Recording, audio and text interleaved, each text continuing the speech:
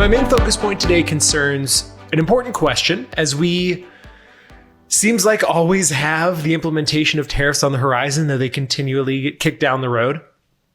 And that is what sectors may suffer and what sectors may benefit, right? Since early April, we have been trying to see what the heck is going on here. And so consumers and businesses are facing somewhat unprecedented volatility and expectations, all because of these sweeping tariffs. They're on again, they're off again, they're kicked down the road. There's courts that are saying we're going to implement them. There are courts that are saying they can't be implemented. And so Morningstar did this thing where they said, okay, let's model this. Let's do a bear case, let's do a bull case, let's do a base case, and take a look at what sectors are hit the hardest. And across the board, as you'd expect, consumer cyclical, retail, apparel, vehicles, parts, take the big brunt of both the base and the bear case of tariffs. Basic materials, metals, mining, chemicals, also highly vulnerable. Why? Global weakening demand. Things become more expensive. Consumers aren't able to spend and buy as much.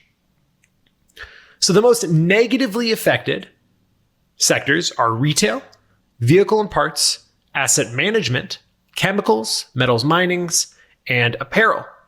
Again, this is just for a base and a bear case. If tariffs are worse or as we expect them now, those are things you might want to avoid. Now, on the other side, consumer defensive shows some pretty strong resilience. Food, beverages, personal products fare far better in all of the cases in which tariffs are implemented. Utilities, healthcare also experience minimal declines compared to the couple of sectors we mentioned. Least affected industries probably across the board, software, insurance, telecoms, agriculture, all show limited exposure throughout the spectrum, all the way from bear to base to bull. I think the important thing here is noting that in order to analyze what is going on, you have to look at a wide array of possibilities because, frankly, nobody knows what is happening. And so it's important as investors to prepare our portfolios for any possible scenario. And you can't do that without looking at the potential outcomes given various stresses.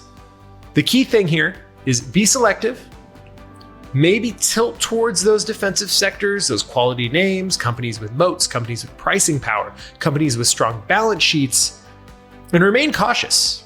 Being caught on the wrong side of this trade can be pretty painful if you pick some of those sectors we mentioned that will fare very poorly should tariffs be fully implemented.